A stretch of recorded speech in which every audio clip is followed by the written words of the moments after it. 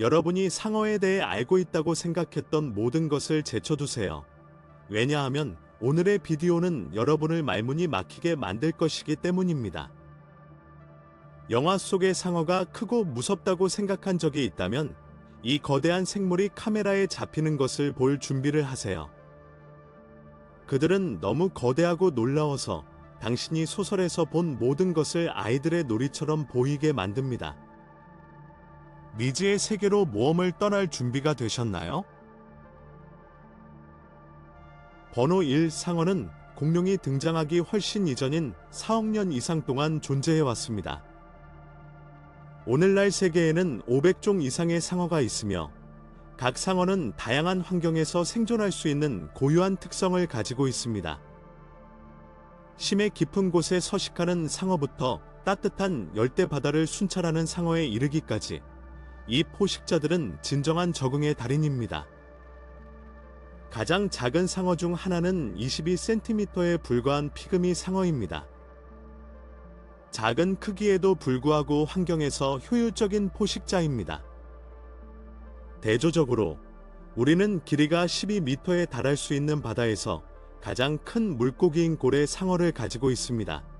위풍당당한 크기에도 불구하고 고래 상어는 주로 플랑크톤을 먹으며 거대한 입을 통해 수천 리터의 물을 걸러냅니다. 상어는 사냥과 생존에 완벽하게 적응된 몸을 가지고 있습니다. 그들의 피부는 물과의 마찰을 줄이는 작은 이빨 모양의 비늘인 피부 이빨로 덮여 있어 빠르고 조용하게 수영할 수 있습니다. 이 기능은 사냥할 때 상당한 이점을 제공합니다. 또한 상어의 내부 해부학적 구조도 똑같이 매력적입니다. 그들의 골격은 뼈보다 가볍고 유연한 물질인 연골로 만들어져 민첩성이 더 뛰어납니다. 그들의 턱에는 일생 동안 지속적으로 교체되는 여러 줄의 날카로운 이빨이 있습니다.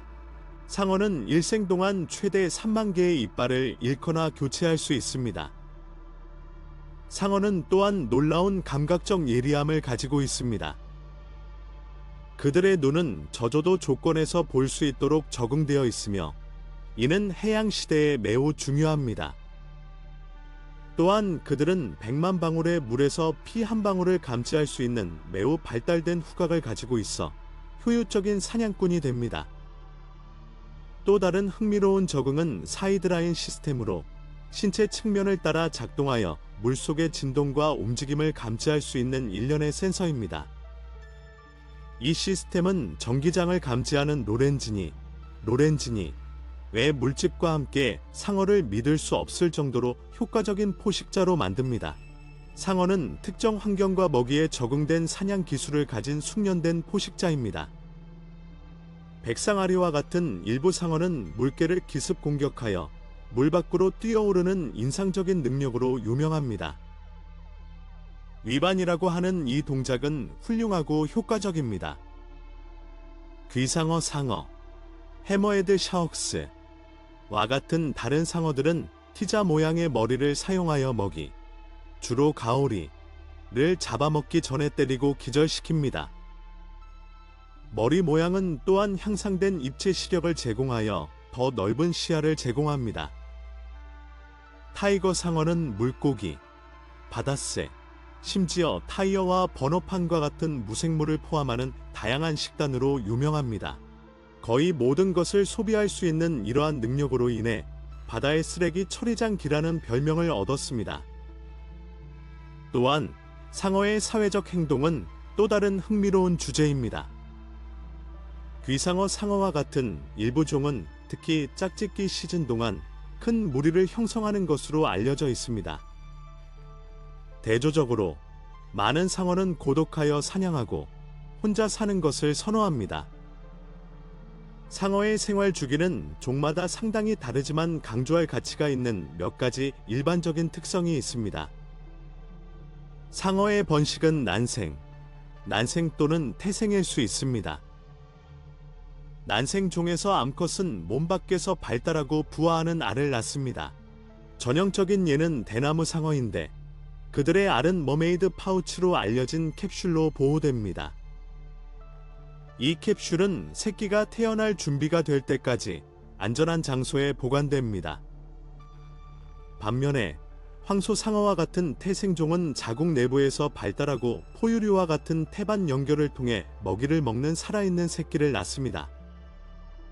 이 방법은 새끼가 더 잘 발달하고 더 크기 때문에 태어날 때 이점을 제공합니다. 상어의 번식은 긴 과정이 될 수 있으며 암컷은 일반적으로 한 번에 몇 명의 자손만 낳습니다. 이로 인해 상어 개체수가 천천히 증가하여 외부 위협에 특히 취약해집니다. 수년에 걸쳐 상어는 오해를 받았고 또 종종 대중문화에서 괴물로 여겨졌습니다. 스티븐 스필버그, 엘 조스, 조즈와 같은 영화는 상어를 무자비한 살인자로 묘사했지만 현실은 매우 다릅니다. 상어가 인간을 공격하는 경우는 극히 드뭅니다. 사실 당신은 상어의 공격을 받는 것보다 번개에 맞을 가능성이 더 높습니다. 대부분의 상어는 인간을 먹이로 생각하지 않으며 공격은 일반적으로 호기심이나 혼란의 결과입니다. 또한 많은 상어는 해양 생태계의 균형을 유지하는 데 중요한 역할을 합니다. 최상위 포식자로서 그들은 다른 종의 개체수를 조절하여 산호초와 다른 해양 서식지의 건강을 유지하는 데 도움이 됩니다.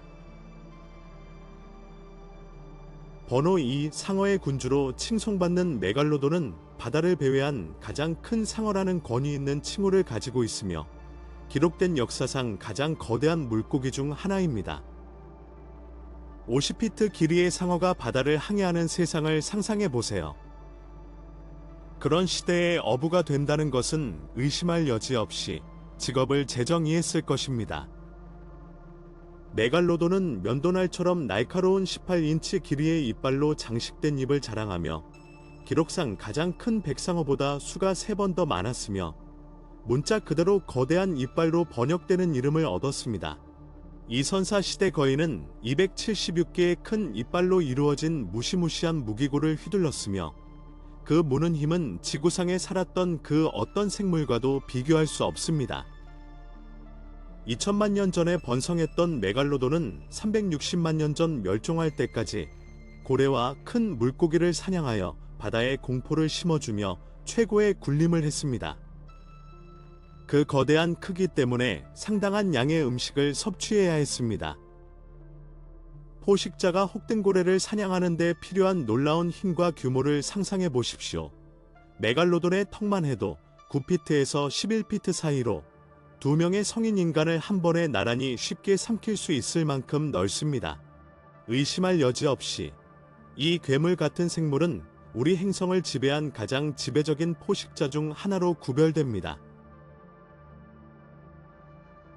번호 3 바다의 유니콘 브로도 알려진 일각고래는 북극의 차가운 바닷물에 서식하는 매혹적인 생물입니다. 가장 두드러진 특징은 길이가 최대 3m에 달하는 긴 나선형 엄니입니다. 이 엄니는 실제로 수컷의 위턱에서 튀어나온 길쭉한 송곳니이며 암컷의 경우 일반적으로 작거나 발육되지 않았습니다. 엄니 외에도 일각고래는 차갑고 깊은 물에서 수영하기에 적합한 견고한 회색 몸을 가지고 있습니다. 그것은 종종 바다 빙상 근처의 작은 그룹에서 발견되며 주로 물고기와 오징어를 먹습니다. 일각고래는 희귀하고 연구가 부족한 종이지만 서식지 손실 및 오염과 같은 위협에 직면해 있어 북극의 취약한 생태계에서 보존과 보호의 중요성을 강조합니다. 번호 4 바다의 가장 어두운 곳에는 매혹적이고 무서운 동물인 주름상어가 살고 있습니다. 공룡과 비슷한 이빨을 가진 가늘고 긴 선사 시대뱀을 상상해 보십시오. 그것은 주름 장식이 있는 상어입니다. 그들은 수줍음이 많고 서로를 거의 안 씁니다. 이미지가 처음 등장한 것은 2004년이었습니다. 희미해 보이지만 8천만 년 이상 바다에서 헤엄쳐 온 살아있는 화석입니다. 그들의 외모와 멸종된 친척은 그들을 독특하게 만듭니다. 그들은 입을 벌렸을 때의 모습 때문에 주름상어라고 불리는데 정말 무섭습니다. 300개 이상의 날카로운 이빨이 25줄로 배열되어 있습니다. 호리호리한 몸에도 불구하고 근육질이며 육지뱀과 비슷한 방식으로 먹이를 공격할 수 있습니다. 2015년에 한 마리를 잡은 호주 어부는 그것을 공포 영화에 나오는 머리를 가진 큰 독수리라고 묘사했다. 그는 그것을 바다 괴물이라고 불렀고 다른 고래를 잡지 않겠다고 맹세했습니다. 번호 5 한 캐나다 남성이 캐나다 해안에서 메갈로돈을 발견했다고 주장하는 비디오를 공유했을 때 주목할 만한 예외가 나타났습니다. 그 강렬한 순간이 그의 보트의 영상에 포착되어 잠재적인 결과를 생각하면서 두려움을 심어주었습니다. 이 영상의 바이럴 특성에도 불구하고 시청자들 사이에서는 회의론이 일어났다. 한편 상어 연구에 전념하는 과학자들은 메갈로돈에 대한 주장을 재빨리 일축했지만 충분한 증거 없이 그것을 받아들이는 것에 대해서는 신중한 태도를 유지했습니다. 비디오에서 상어의 피부 패턴이 없다는 것은 상어의 정체에 대한 귀중한 단서를 제공할 수 있는 중요한 세부 사항입니다. 대목을 검사하면 그것이 속한 종에 대한 정보를 얻을 수 있습니다. 영상에는 거대한 바다 생물이 보이지만 세부 사항이 명확하지 않아 확실하게 식별하기가 어렵습니다. 그것은 메갈로돈 대신 고래상어 또는 돌묵상어일 수 있습니다. 캐나다 남자는 자신이 본 것을 확신하지만 비디오의 품질이 모든 사람을 설득하는 것은 아닙니다. 메갈로돈을 찾는 것에 대해 생각하는 것은 신나는 일이지만 우리는 조심하고 그것이 사람들에게 안전한지 확인해야 합니다. 번호 62 상어는 놀랍게도 1억 2,500만 년 동안 깊은 바다에서 살아왔습니다. 그들의 깊은 서식지 때문에 우리는 그들을 거의 찾지 못하며 이는 그들에 대한 우리의 지식을 제한합니다. 일부는 길이가 최대 13피트까지 자랄 수 있으며 평평한 코, 손톱 같은 이빨, 분홍색 피부와 같은 독특한 특징을 가지고 있습니다. 그들은 아마도 존재하는 상어 중 가장 특이한 종일 것입니다. 마치 우리의 최악의 악몽에서 나온 것처럼. 그들은 330피트 이상의 깊이에 서식하며 얕은 물에 있는 다른 상어에 비해 천천히 움직이는 것으로 생각됩니다.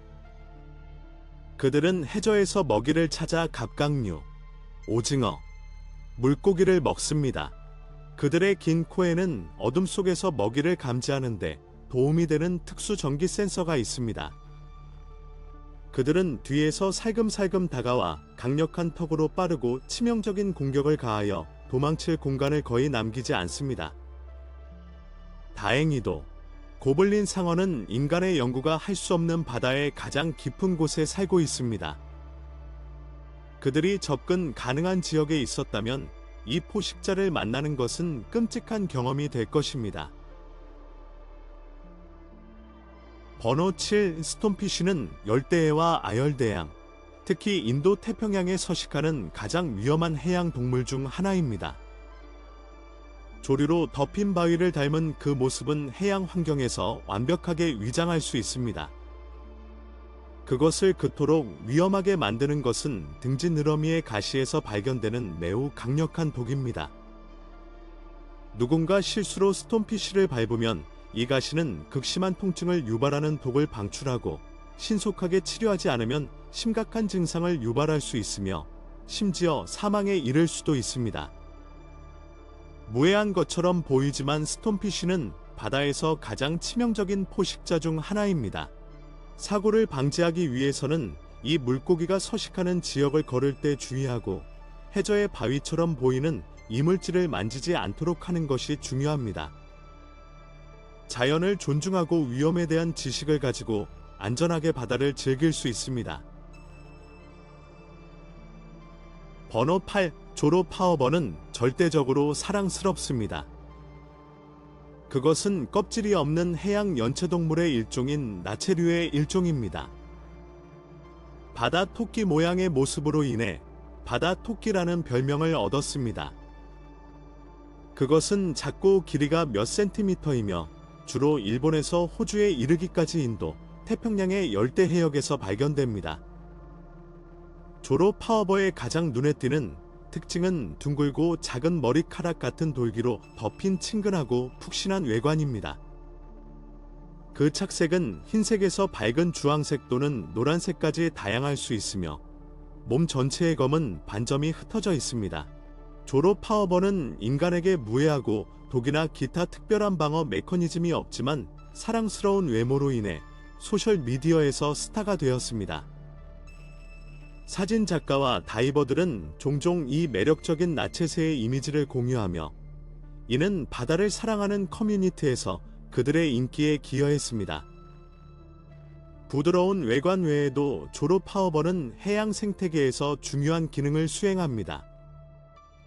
초식 동물로서 주로 바다 해면을 먹으며 산호초와 자신이 사는 다른 서식지에서 이러한 종의 개체군 균형을 유지하는 데 도움이 됩니다. 번호 9 블루링드 악토포스는 인도, 태평양의 따뜻한 물에 서식하는 종입니다. 상대적으로 작은 크기와 몸에 나타나는 독특한 파란색 고리로 유명하며 문어가 위협을 느끼거나 전투 중에 더 두드러집니다. 그 모습은 매혹적일 수 있지만 이 문어는 매우 강력한 신경독을 생산하기 때문에 위험합니다. 테트로도톡신, 텐노다탁신 이라고 불리는 이 독소는 문어의 타액에서 발견되며 먹이나 먹이를 위협하는 존재에게 빠르고 생명을 위협하는 근육마비를 일으킬 수 있습니다. 블루링드 악토포스와의 만남은 드문 일이며 일반적으로 수영하는 사람, 다이버 또는 낚시꾼이 우연히 접촉할 때 발생합니다. 문어는 위협을 느끼지 않는 한 공격하지 않지만 독의 위험성으로 인해 주의와 존중을 가지고 다루는 것이 중요합니다. 무시무시한 명성에도 불구하고 푸른 고리 문어는 곤충의 행동, 독 및 해양 생태계에서의 역할을 연구하는 과학자와 해양 애호가에게 매력적인 생물입니다. 그러한 강력한 독을 생산하는 능력은 진화적 적응과 매혹적인 해양 생물 세계의 인상적인 예입니다. 번호 10. 범고래라고도 알려진 범고래는 전 세계 모든 바다에서 발견되는 매우 지능적이고 사회적인 고래류입니다. 그들은 흑백 색상과 눈에 띄는 등지느러미로 쉽게 알아볼 수 있습니다. 범고래는 최상위 포식자이며 물고기에서 해양 포유류에 이르기까지 다양한 먹이를 먹습니다. 그들은 먹이를 잡기 위해 유명한 매복 공격과 같은 복잡하고 조직적인 사냥 전략을 사용합니다. 그들의 이름은 인간에 대한 공격성을 암시하지만 사람에 대한 범고래 공격은 야생에서 극히 드뭅니다. 대부분의 경우 인간과 범고래의 상호작용은 평화적이며 워터파크와 같은 통제된 환경에서 발생합니다. 범고래는 뛰어난 지능, 복잡한 사회적 행동, 포식자로서의 인상적인 능력으로 존경받고 있습니다. 그러나 그들은 서식지 손실과 오염으로 인한 위협에 직면해 있어 해양 생태계를 위한 보존의 중요성을 강조합니다. 번호 11. 스콜폰피쉬 또는 드래곤피쉬라고도 알려진 라이언피쉬는 인도 태평양에 서식하는 침입종으로 빠른 성장과 번식 능력으로 인해 서부 대서양과 카리브해의 생태계에 우려를 불러일으켰습니다. 빨간색, 흰색, 갈색 줄무늬가 있고 등지느러미와 옆지느러미에 긴 독이 있는 가시가 있는 독특하고 눈에 띄는 모양이 특징입니다. 이 물고기는 공격적인 행동과 탐욕이 특징입니다. 그들은 작은 물고기, 갑각류, 심지어 다른 해양종의 치어를 포함한 다양한 먹이를 먹는 탐욕스러운 포식자입니다. 그들의 적응력과 고양 서식지, 밖에 자연 포식자가 없기 때문에 그들은 대서양 해역에서 빠르게 번식할 수 있었고 그곳에서 음식과 공간을 놓고 토착종과 경쟁할 수 있었습니다. 라이언피쉬와 관련된 주요 우려 사항 중 하나는 독입니다. 등지느러미와 외지느러미에 있는 날카롭고 독이 있는 가시에는 독소가 함유되어 있어 접촉하는 사람에게 심한 통증, 부기 및 기타 증상을 유발할 수 있습니다. 이 독 방어로 인해 라이언피쉬는 서식지 밖에서 자연 포식자가 거의 없습니다. 라이언피쉬의 확산을 통제하고 취약한 해양 생태계를 보호하기 위해 선택적 어획 프로그램 및 이 침입종과 관련된 위험에 대한 대중교육을 포함한 다양한 관리 전략이 시행되었습니다. 또한 소비자는 개체수를 통제하고 통제되지 않은 존재로 인해 영향을 받는 산호초 및 기타 해양 서식지를 보호하는 방법으로 라이언피쉬를 섭취하는 것을 고려하는 것이 좋습니다. 번호 12. 독특한 귀상어를 가진 귀상어는 전 세계 바다에 서식하는 가장 매혹적인 생물 중 하나입니다. 이 장엄한 포식자는 스퍼나이디 가족의 일원이며 지구 전역의 열대 및 온대 해역에 분포합니다. 귀상어 상어의 가장 주목할 만한 특징은 독특한 머리입니다. 세팔로폴리어로 알려진 이 T자 모양의 구조는 그들에게 몇 가지 진화적 이점을 제공한다. 머리의 넓은 창공은 그들에게 탁월한 탁 트인 전망을 제공하여 모든 방향에서 먹이와 포식자를 감지할 수 있습니다. 또한 이 독특한 모양은 전기 신호에 더 민감하여 바다 모래에 묻힌 물고기와 갑각류와 같은 숨겨진 먹이를 찾는 데 도움이 됩니다. 귀상어는 민첩하고 효율적인 사냥꾼으로 유체역학적 몸체와 강력한 꼬리 덕분에 물속에서 쉽게 움직일 수 있습니다. 그들은 먹이를 찾기 위해 해저 가까이에서 수영하는 것을 종종 관찰할 수 있으며 예리한 시력과 고도로 발달된 후각을 사용하여 먹이를 찾습니다. 그들의 인상적인 외모에도 불구하고 대부분의 귀상어 종은 인간에게 큰 위험을 초래하지 않습니다. 그러나 다른 많은 상어 종과 마찬가지로 그들은 남획과 자연 서식지의 황폐화로 인해 심각한 위협에 직면해 있습니다. 이 장엄한 동물들을 보존하는 것은 전 세계 해양 생태계의 균형을 유지하는 데 매우 중요합니다. 번호 13. 축구 물고기를 보는 것은 해변을 산책하는 동안 확실히 놀라운 경험이 될 것입니다. 이전에 심해 물고기로 알려졌던 이 심해 거주자는 최근 캘리포니아의 해변을 찾는 사람들을 놀라게 했습니다. 눈은 공상 과학 생물의 눈과는 거리가 멀지만 포트볼피쉬는 일반적으로 수면 아래 약 3,000피트 깊이의 바다에 쉬면 어둠 속에서 번성합니다. 모래 해변에서의 그들의 모습은 특별합니다. 심해 물고기의 변종인 퍼시픽 풋볼피쉬는 검은색으로 덮여 있으며 젤라틴 같고 견고한 몸을 가지고 있습니다.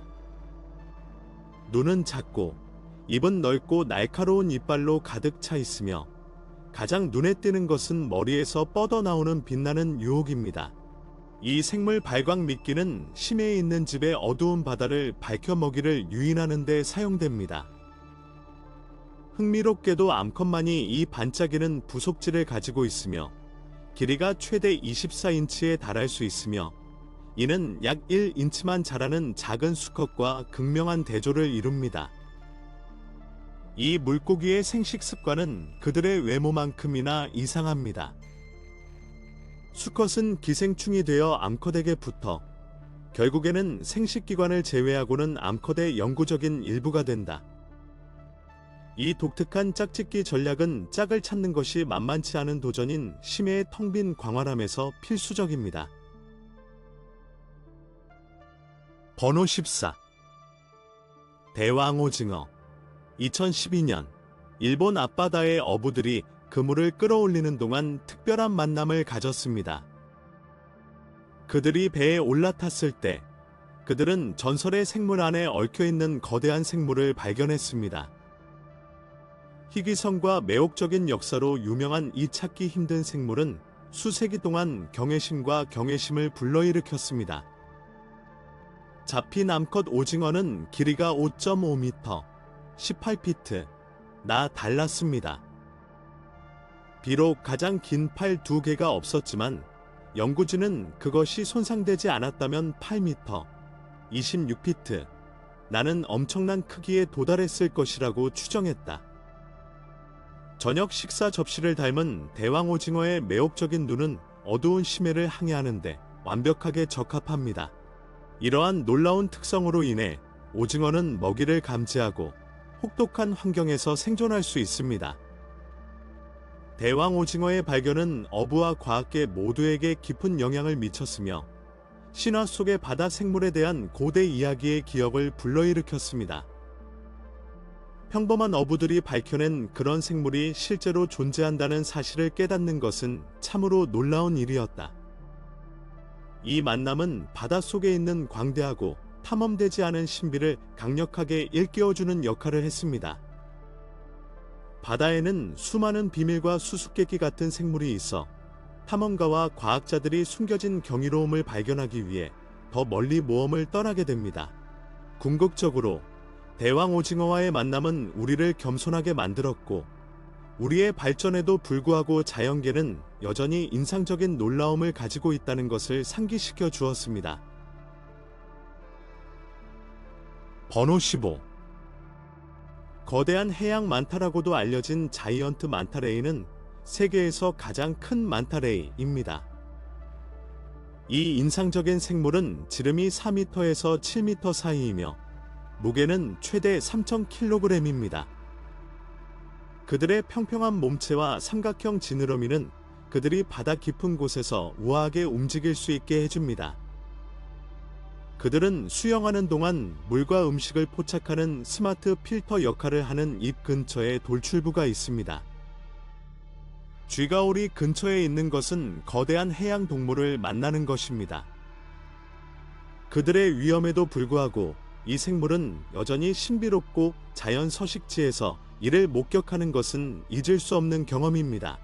이렇게 위대한 생물과 함께 있다는 놀라움은 그야말로 마법 같습니다. 번호 16. 아노말로카리스, 어나멀로커리스는 공룡보다 훨씬 앞서 약 5억 년 전 캄브리아기, 캠브리언 라고 불렸던 시기의 바다를 항해한 고대 생물이었습니다.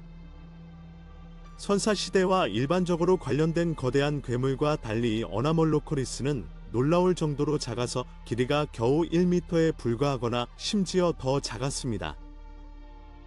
부풀어 오르는 지느러미와 커다란 부채꼴 모양을 한 그 가느다란 몸체는 우아하고 힘차게 물속을 뚫고 나아갔다. 위험하게 교차된 부속물로 무장한 그는 네모난 입으로 치명상을 입힐 준비가 된 채 지칠 줄 모르고 사냥감을 쫓았다. 수중 서식지인 아노말로카리스는 날카로운 줄기가 있는 눈을 가지고 우아한 움직임으로 먹이를 추적하여 환경에서의 지배력과 진화하고 있던 고대 세계에서 먹이 사슬의 최상위에 있는 위치를 보여주었습니다. 일부 과학자들은 아노말로카리스가 역사상 최초의 최상위 포식자이자 해양 생태계 발전의 선구자였을 것이라고 믿습니다. 이 동물의 독특한 몸 모양과 사냥 전술은 지구의 먼 과거를 이해하려는 연구자들에게 흥미로운 결과를 제공합니다. 작은 크기에도 불구하고 현대 기준으로 볼 때 어나멀로커리스는 당시의 생태계에 큰 영향을 미쳤습니다.